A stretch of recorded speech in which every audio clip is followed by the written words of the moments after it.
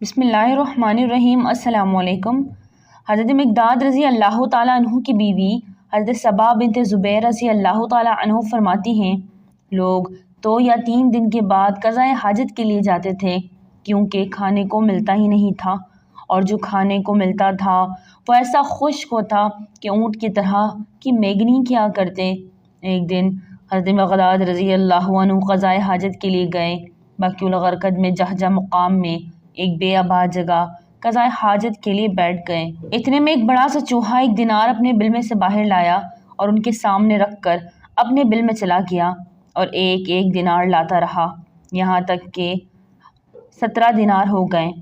حضرت مقداد رضی اللہ تعالیٰ عنہ وہ 17 دینار لے کر حضور صلی اللہ علیہ وسلم کی خدمت میں حاضر ہوئے اور سارا واقعہ عرض کیا۔ حضور صلی اللہ علیہ وسلم نے پوچھا کہ تم نے اپنے ہاتھ بل میں داخل کیا تھا؟ حضرت مقداد رضی اللہ عنہ نے کہا، نہیں، اس ذات کی قسم جس نے آپ کو حق دے کر بھیجا ہے۔ حضور صلی اللہ علیہ وسلم نے فرمایا، کیونکہ یہ دینار تم نے اپنی محنت سے حاصل نہیں کیے بلکہ اللہ نے اپنی قدرت غیبی سے خزانے سے دیے ہیں، اس لیے ان دیناروں میں خمس دینا تم پر لازم نہیں۔ اللہ تمہیں دیناروں میں برکت عطا فرمائے۔ حضرت صبا رضی اللہ عنہ کہتی ہیں کہ اللہ نے ان دیناروں میں بہت برکت عطا فرمائی اور وہ اس وقت ختم ہوئے جب میں نے حضرت مقداد رضی اللہ تعالیٰ عنہ کے گھر میں چاندی کے درہم کی بوریاں دیکھی۔ حضرت صائب بن اقرع رضی اللہ عنہ کو حضرت عمر رضی اللہ عنہ نے مدائن کا گورنر بنایا۔ ایک مرتبہ وہ کسریٰ کے ایوان میں بیٹھے ہوئے تھے کہ ان کی نظر دیوار پر بنی ہوئی ایک تصویر پر پڑی جو اپنی انگلی سے ایک جگہ کی طرف اشارہ کر رہی تھی۔ حضرت صائب رضی اللہ عنہ فرماتے ہیں، میرے دل میں یہ خیال آیا کہ یہ کسی خزانے کی طرف اشارہ کر رہی ہے، چنانچہ میں نے اس جگہ کو کھودا تو بہت بڑا خزانہ وہاں سے نکل آیا۔ میں نے خط لکھ کر حضرت عمر رضی اللہ عنہ کو خزانہ ملنے کی خبر دی اور یہ بھی لکھا کہ خزانہ اللہ نے میری محنت سے مجھے دیا ہے، اس میں کسی مسلمان نے میری مدد نہیں کی، لہٰذا یہ خزانہ میرا ہونا چاہیے۔ حضرت عمر رضی اللہ تعالیٰ عنہ نے جواب میں لکھا، بے شک یہ خزانہ ہے، تمہارا ہے، لیکن تم ہو مسلمانوں کے امیر، اس لیے اسے مسلمانوں میں تقسیم کر دو۔ حضرت شعبی رحمۃ اللہ علیہ کہتے ہیں کہ مہرجان کی فتح میں حضرت صائب رضی اللہ عنہ شریک ہوئے۔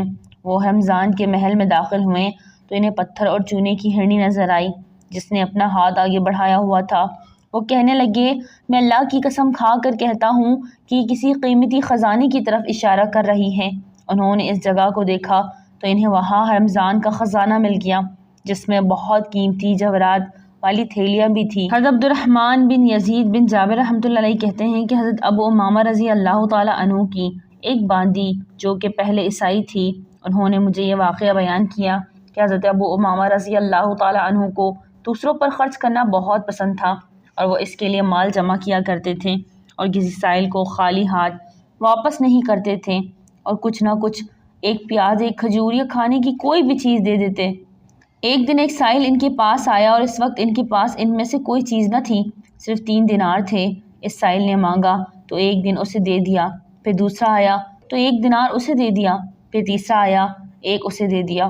جب تینوں دے دیے تو مجھے غصہ آیا، میں نے کہا، آپ نے ہمارے لیے کچھ بھی نہیں چھوڑا۔ پھر وہ دوپہر کو آرام کرنے لیٹ گئے۔ جب ظہر کی اذان ہوئی تو میں نے انہیں اٹھایا، وہ وضو کر کے اپنی مسجد چلے گئے۔ چونکہ ان کا روزہ تھا اسی لیے مجھے ان پر ترس آ گیا اور میرا غصہ اتر گیا۔ پھر میں نے قرض لے کر ان کے لیے رات کا کھانا تیار کیا اور شام کو ان کے لیے چراغ بھی جلایا۔